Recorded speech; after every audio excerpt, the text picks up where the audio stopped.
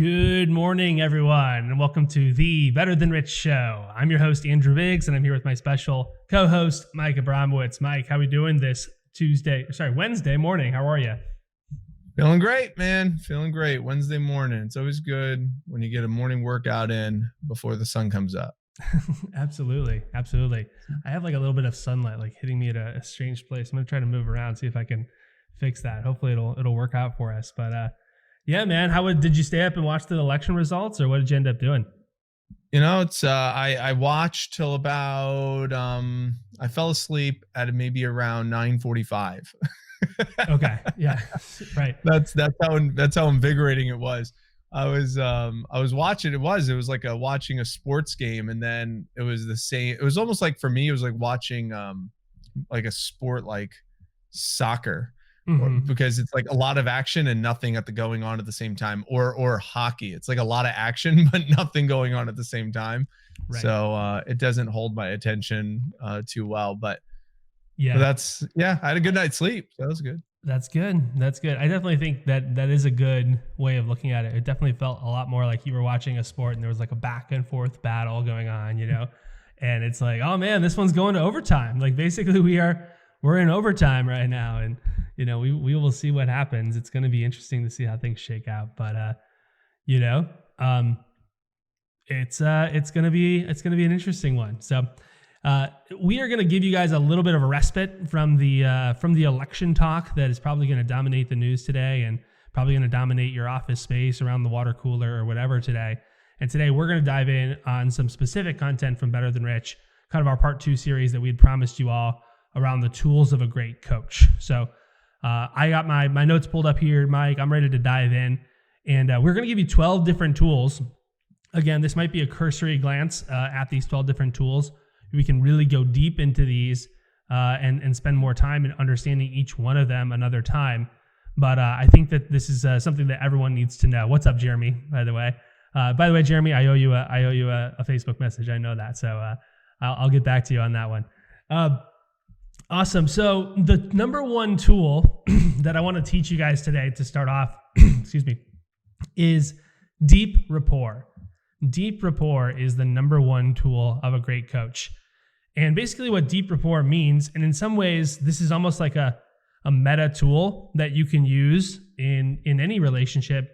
But deep rapport really means that you're really synced up with this person and you really understand them, and there's like a complete trust in the relationship.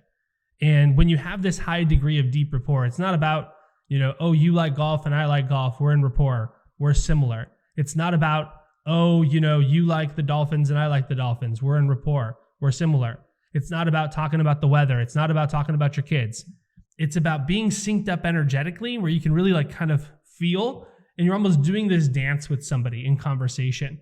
You know, and you're kind of, there's this sort of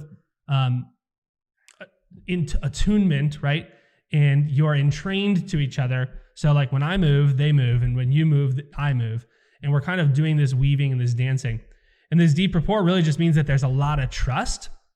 And really, it's the number one thing I'm always trying to tune myself to. And if I feel like I'm not in deep rapport with my client or with anybody I'm trying to lead or influence in any sort of way, my number one goal, besides any other agenda item on the list, simply becomes to get in rapport, because you can't influence somebody if you're not in deep rapport. So that's my thoughts. Mike, what do you think about deep rapport? Yeah, I want to make sure that when I'm in rapport with someone that you know, there's the old saying that people like people that are either like themselves or like someone they want to be. So almost, I know you've taught me, it's like helping them feel like we're a part of the same tribe. And I remember you taught me that. It's like help them feel like we're a part of the same tribe. We're in this together. And if I can create the space to be able to connect in a deep level like that, I mean, that's the number one part of, in my opinion, of being a coach. Totally. Some clues on that, you know, to help people see we're in the same tribe: mimic, match, and mirror. I was talking to someone the other day. They're doing a road show for their company in Chicago, and they're from Florida. And they were up in Chicago, like Oak Brook area. And he jumps on the call and just says, yeah, man, like I can't connect with Chicago people. I'm just like, okay, well, first off, I'm kind of from the Chicagoland area, so I can help you out with that. But like, why not? It's like, hey, they talk too fast, or like they're always busy, or these sorts of things. It's like, okay, so then you need to communicate in a way that they like to be communicated with, right? Be more direct, hey, I know you're in a rush, like kind of point out some of the different things that they might be going through their minds, and end up having one of his best shows ever. So it's just like mimic, match, and mirror the way people like to be communicated with. Sometimes this is simple stuff like rate of speech. Are they using simple or complex sentences? Are they speaking from their nose, their mouth, or their chest? What's their posture like? Obviously, mimic, match, and mirror their body language. So these are some different things that can help you kind of, lower that critical rational filter that we all kind of inherently have that says, is this person a friend or a foe? And that's how we're always kind of entering an interaction, especially with a stranger.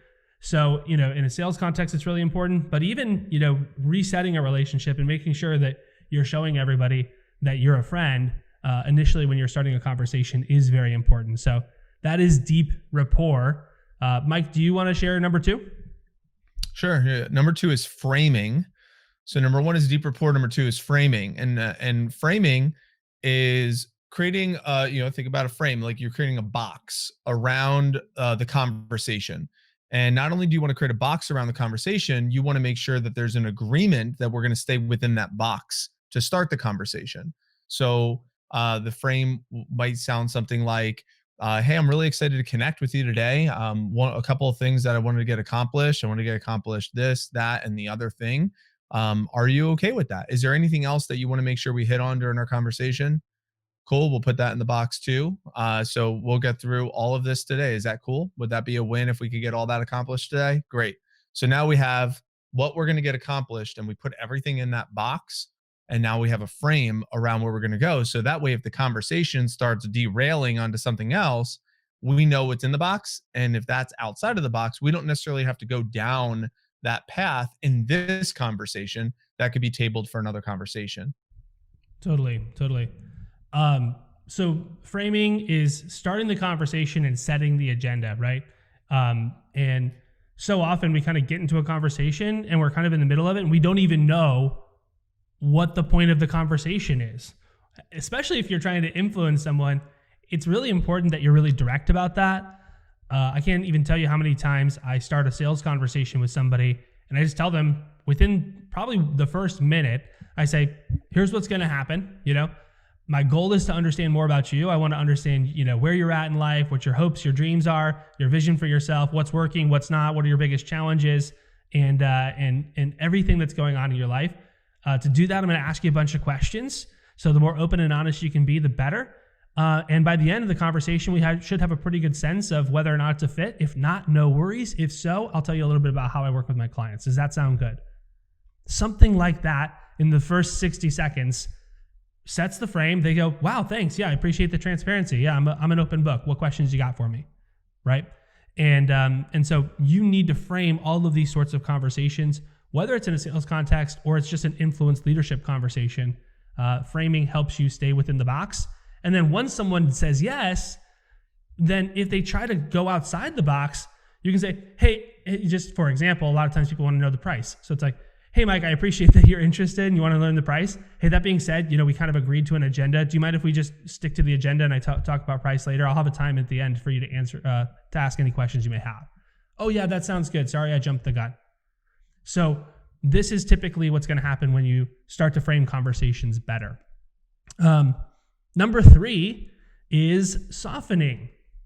So softening is in being able to, this is why you need deep rapport, but being able to feel into how you need to deliver something in a way that it's going to be received. And sometimes if you're going to give a little bit of like a challenge or something that is a little of a tougher pill to swallow for people, you need to deliver it kind of on this nice little pillow, right? And in this nice way that's going to be received. And so it's like softening that person to ready them to actually receive something. So a lot of times softening, I'm using kind of these, typically what you would call weaker language. So it's like, hey, I'll just want to maybe point out a potential blind spot, right? So potential blind spot instead of blind spot. I think and feel that maybe you might have a blind spot here. So it's like, I think and feel rather than I know, potential blind spot instead of blind spot, and maybe here. And then it's a softer sort of thing for someone to be able to receive that, they kind of appreciate. They're like, hey, you're giving me like harsh feedback, but in this kind of form that I can actually receive and not need to get my ego involved and be defensive. So that's what I see on softening. What do you think, Mike? Well, I think that's completely relevant, especially with right now. Well, especially with the election and everything specifically, because you don't have to agree with somebody necessarily, but you don't want to attack them. So softeners would be very helpful during this time period where it's like, you voted for blank, you're an idiot, versus, oh wow, you voted for blank. Cool. That's interesting. I'd be curious, if you'd be open to maybe sharing, some of the reasons on why you chose to do that, like using and if they give you their reasoning and it's like, well, you're an idiot. It's like, well, I would probably use some softeners around, any type of direct conversation around a sensitive topic, any type of topic that might have some sort of disagreement or potential argument around it. Softeners, I wish there was more people would use those a little bit more in conversation. I think it would create a lot less resentment and more open-mindedness. But Totally. And also just the realization that, each subsequent generation seems to get more and more sensitive, from an attunement perspective and kind of from like a trigger perspective. So if you're leading young people, millennials and Gen Z will say, making sure you use softeners in your delivery is really important. A lot of baby boomers and Gen X will complain that, millennials and Gen Z is too sensitive, right? They can't take criticism. They can't take feedback, the smallest little thing, they need a mental health day, like all the jokes there. And well, there's certainly some criticism to be levied at millennials and Gen Z for some of that. But the other thing is, well, that's not changing, right? So if you want to be able to influence a large portion of the workforce right now, millennials and Gen Z, and an ever increasing percentage of the workforce, then you better learn how to communicate in a way that's going to be received, rather than trying to fight what it is. So just another point there on softening. Do you want to take the next one, Mike? Sure. Number 4 is couching. So we got deep rapport is number 1, framing number 2, softening number 3, couching number 4. And couching is similar to framing, except it's almost like handling the objections before they come up. So you want to handle any type of potential concern that they might have before the concern exists, like pop in the concern bubble. And I'm sure you'd probably be able to come up with many examples of how you do that in coaching. Do you have any specific examples of how you do that, Andrew, when you're working with someone? Right. So basically it's like giving the counter argument before you present your argument.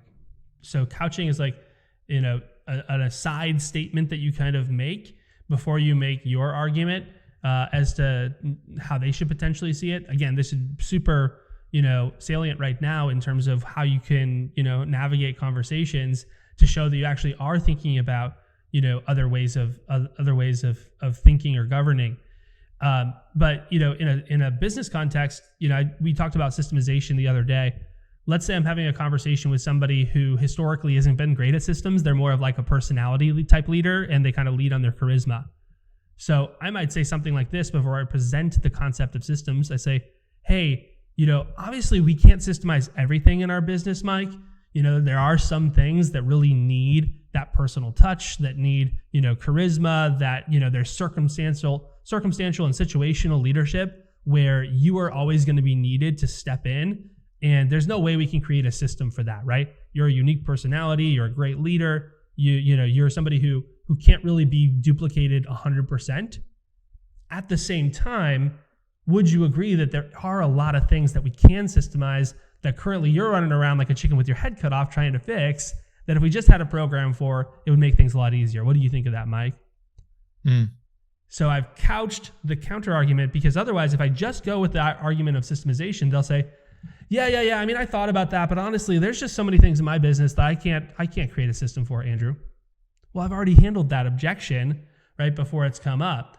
And so, here we've influenced them to help them see, like, yeah, I understand where you're coming from. And also, it's currently a crutch. So any thoughts on that? No, that was perfect. I'm glad that was a really healthy example. And for those of you listening, I had to break that down. You want to try to think what the other person's concern or argument might be ahead of time, and that takes a little bit of preparation. So you want to almost put yourself in their lens. And how you can do that, I know, especially what Andrew you just said about millennials, Gen Zs, and if you need to learn how to work with them anyway, you use the word mental illness, and used some the Gen X's or the Boomers might use that word, and they might even use it in maybe a condescending way for Gen Z's and millennials. So maybe we could swap that out, for every audience is just understanding life circumstances. So understanding, seeing it from their lens. Do they have, from their addictions or their jobs or relationships or how they're seeing the world, and just putting ourselves in their shoes, so that way we can potentially see what are their arguments or counters to whatever it is that we might be coaching them through or presenting to us. And that might take a little bit of preparation on your part as the coach. Totally. Let's go with number 5. Number 5 is challenge. So challenge is kind of on this polarity that with the next one, number 6, that we're going to talk about next. But challenge is this willingness to actually call someone out. And sometimes it's a very important tool to call someone out and to tell them, hey, like, this is where you're screwing up. I'm going to call you out for where you're not showing up at your best, where you can be better, and help them, like, really. It's kind of like the coach who's like, you're better than that. Like, why did you, jump off sides? Like, you're more disciplined than that, and is willing to kind of push somebody to their best. It's more of the masculine side of leadership, and saying, like, hey, you're not as good as you could be. You could be so much better, and we need you. So that's challenge. Now, learning how to do that congruently is really important. That's why we need deep rapport. That's why we need some of these other tools to be able to, like, soften that challenge in a way that it's going to be received.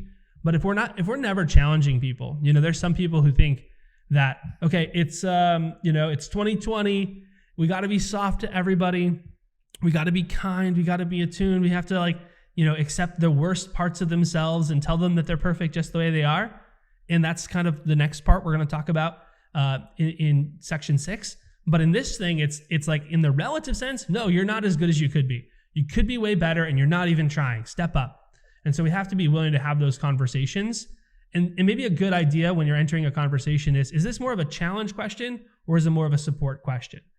And you can ask yourself, a conversation. Is this more of a challenge conversation, or is this more of a support conversation? What does this person need right now? Do they need to be challenged or supported? So any thoughts on challenge? And then I already let the cat out of the bag on what number 6 is, but what do you think? Yeah. And finding the balance between challenge and support. You want to lead with questions in order to figure out which is needed at the right time. So it comes back to what you said about being in deep rapport. So if you created this frame, so if you have done the work at the front end of the conversation, then you could dig with a couple of questions, and based upon the digging that you're going to do, you'll figure out, if they're using language like beating up themselves, like if they're using like self-judgment or, self-talk of like, yeah, I messed up, or I'm not good, or like something around guilt or shame. Well, you're probably going to want to use a little bit of support, because they're already challenging themselves. They're already being tough on themselves. They don't necessarily need you to also be tough on them, because they're already being tough on themselves. If they're using more like excuses or blame or pointing fingers at someone else or outside of my control circumstances, then that's probably where I would do more challenge. But you got to hear their language, in my opinion, by using questions to dig to figure out which one you need. Do you need challenge, or do you need a support? I love that, man. I think it's 100% accurate that, just reading between the lines, listening, and trying to figure out, does this person, like, where's this person at? Are they already challenging themselves? In fact, maybe they're challenging themselves too much, or maybe they're supporting themselves too much. So, by the way, number 6 is support, which is basically just the other side of that. And it's kind of reminding people that they're doing great, and that it's, hey, it's not as bad as it seems. I have a saying in business, it's never as great as it seems. It's never as bad as it seems. And really that just kind of keeps you kind of in a sober mindset. And, sometimes people need to be reminded, like, hey, you're doing great. You're doing well. Like, here's what I love about you. Here's where you're awesome. And just like encouragement is really what I would see there. So, sometimes, people need that. They need to be reminded, that they have strengths, and if they can just persevere, that they will succeed. So, what else do you think about support? Number 6. Yeah, you've said to me many times, you're great how you are, and you also have a lot of work to do. And Right. you said that to me. I've said it to some of the people I work with too. And it kind of touches on both of them. And when you give reasons behind it, you could support and encourage and also challenge. But you want to kind of find the balance between the two and use it in the right context. But you're great how you are, and and here's why. And you have a lot of work to do, and here's why. And it just it keeps someone in rapport with you, but it also keeps the conversation evolving and keeps the relationship evolving. Absolutely. Do you want to take number 7 then? Sure. Number 7, questioning. So that kind of ties into what I was mentioning. So number 7 is questioning. And, questions are by far, in my opinion, one of the most important tools that you can use in a coaching conversation. And when I say a tool, it's really a tool to influence, right? Oftentimes when we're in conversation and coaching someone, we're going to use assumptions. And instead of using assumptions, you just want to ask thought-provoking questions that allow them to either validate your initial assumption or allows them to answer and just give you what their truth is. And I think questioning is something that takes a little bit of patience. It takes a little bit of understanding, a little bit of empathy, and some level of creativity. But I think working with you, Andrew, that's one of the things that kept me working with you for so long, is your ability to ask such penetrating, thought-provoking questions that allow me to really dig deep with some of my below the surface responses. And that's one of the things that's kept me coaching with you. So what my question to you would be is, if someone wanted to get better at asking questions in a coaching conversation, where would they be able to start? Now, obviously, we could have a whole episode on just question asking, and we probably should. But just on the surface level, where could someone improve just their ability to ask good questions? One kind of simple rule I have is, if a question seems interesting to me, I'm going to ask it. So if it's kind of popping in my head, then I want to ask it. And that's a lot of times kind of the way I frame it. It's like, hey, the question that popped up for me is this. And so it's, if a question seems interesting, ask it. If there's like a follow-up question that begs to be asked, then ask it. So someone might say, so I'll just give you an example. A lot of times I'm talking to people about purpose. So we'll say, I don't know what my purpose is in life. I feel lost. I feel disillusioned, disconnected. I'm just going through the motions in life. Say, okay, well, the question for me that comes up is, does this person even believe that life has a purpose? So, then that's going to be the next question. It's like, well, hey, you don't know what your purpose is, but let me ask you, do you believe life has a purpose? And probably more than half the time, the person's like, I don't know.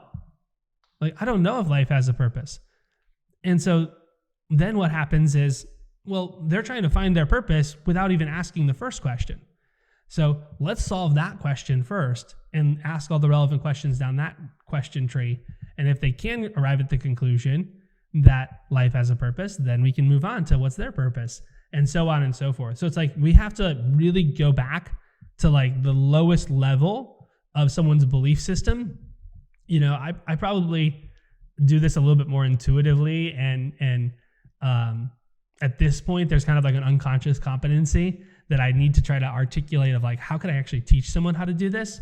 But we're going like all the way down to the person's like core beliefs, right, about life itself, and then their core beliefs about themselves in relationship to life, and then their core beliefs about, others, and then the core beliefs about, how they should act. And we're kind of building this scaffolding of beliefs that is going to really formulate their identity. So it's definitely an interesting question of how can someone get really good at asking questions. One of the best things I would just say is start practicing, and don't be afraid to ever ask a single question. That's a big thing, because a lot of times when I'm like nervous to ask a question, it's the exact question that needs to be asked. And they're so grateful that you were willing to actually do it. So Mike, any other thoughts on this? Why do you think someone would be nervous to ask a question? Do you think it's because it would be intrusive or invasive or presumptuous? Like what could be a reason why someone might be nervous to ask a question? Sometimes people might be afraid to ask a question because they might think they're going to offend somebody. I asked somebody the other day, I said, hey, like, do you feel like you're an elitist? Like, do you feel like people sometimes come like, get rubbed the wrong way by you? Like, that's kind of an offensive question, right? But it's like, because we're in deep rapport and because there's total trust and because I use a softener, that person was able to receive the question like, I don't know. Maybe I do come off as an elitist sometimes. I don't know. We'll see. Yeah. But it's like, the whole point is trying to figure out what is, the question you need to ask. Sometimes people are afraid to ask it. And that's why you need deep rapport. They don't want to be offensive, which is fine. But if you use all these other tools in conjunction, you can pretty much ask any question you want. Yeah. That's great. It's a great response.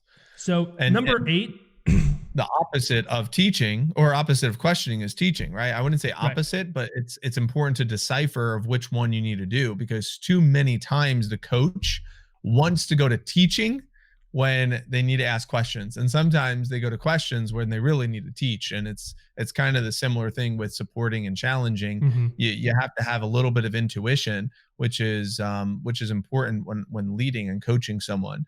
But to the point is, number 8 is teaching. And teaching, well, that's easy for most of us that are leaders. I mean, we're teaching from our own experiences, or we're teaching from what we believe is truthfulness. And I really love that, what you mentioned, that episode. I don't even remember what it was, but it was a YouTube video that you had me listen to about discerning truth and truthfulness and the paradigm around that. I wouldn't be able to teach it yet, but it was really spot on. That guy is super smart, whoever that guy is.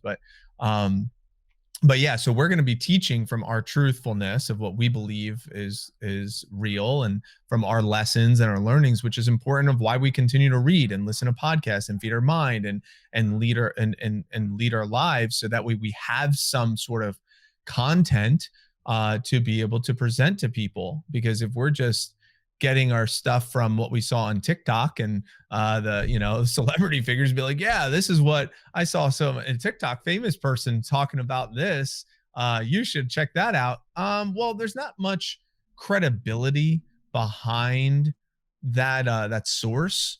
So I would say, if you're teaching, make sure that you're using some sort of credibility that you can offer it from, whether it be from your own life experiences or something that you've learned or read or whatnot. I think there's just, it's important to not be hypocritical.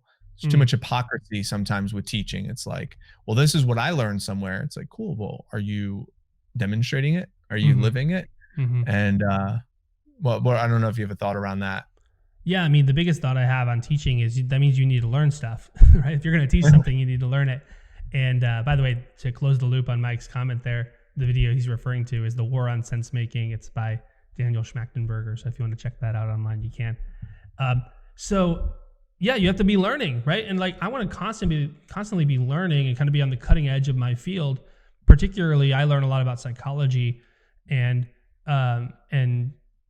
things of that nature, as well as culture. So I'm like on the cutting edge of that information. And then a lot of times I'll teach something to somebody and they'll say, how do you know that? And I say, well, that's what I spend 40% of my time doing, is I spend 40% of my time learning. So, that's how I actually have content to deliver, and, can also come up with my own content and synthesize this information to be able to present it. What I think a lot of people do is they just kind of take other people's content and copy and paste it, right? In some way, shape, or form. Or they learned a lot, 6 years ago, they went to, Unleash the Power Within, and then they learned a lot and they were like super in a growth phase, but then they haven't learned anything since. And so it's like, we need to constantly be on the cutting edge of whatever it is that we're interested in and that our audience is interested in. So that's teaching. By the way, I know that we got a little bit of a tight window here, so we're going to try to do these next 4 really quick. But the next one is analogies, number 9. So sometimes when a student's having a hard time understanding a certain concept, you need to use an analogy. So I was having a hard time breaking through with someone, a couple months ago, and I just remember this like it was yesterday, because it just clicked when I used an analogy. And I was just like, hey, you're like a car that's in second gear and you want to go faster, but you just keep pushing harder on the gas instead of letting off the gas, hitting the clutch and moving to third gear. And they were like, or whatever, right? It's a simple analogy, but because it was, an analogy rather than being like just telling them what to do, then it clicked, and then all of a sudden their business changed. So that's why we use analogies. That's why we use metaphors. That's why we use similes. And we have to be willing to come up with analogies that really work for somebody. And, oftentimes our brains are much more adapted to understand analogies than they are, just concepts themselves. So I know we got to bounce here. So, number 10, if you want to take it. Yeah, number 10. Number 10 is stories. And I already alluded to that, but stories is sometimes a personal story or sometimes a story from someone else or from history, just to allow them to kind of connect those dots. I remember going to a Tony Robbins event a long time ago. I don't even know which one, but he told a story that really connected with me. And he told a story about Thomas Edison as he was inventing the light bulb and the filaments, and he kept a journal, and there was a journalist who went there and to document him as the village's largest failure. And he said, "You're the biggest failure a village has. I want to document." And while they're doing the report, there was a big explosion that took place as he was trying to invent the filament for the light bulb. And she says, "You're insane. You're going to burn down the town." And all he did was reach for his journal and wrote down. And she says, "What are you doing?" And he says, "I just figured out 2 things. Number 1, what not to do next time. And number 2, how to create an explosion." And then Tony was able to tie that story into the power of journaling.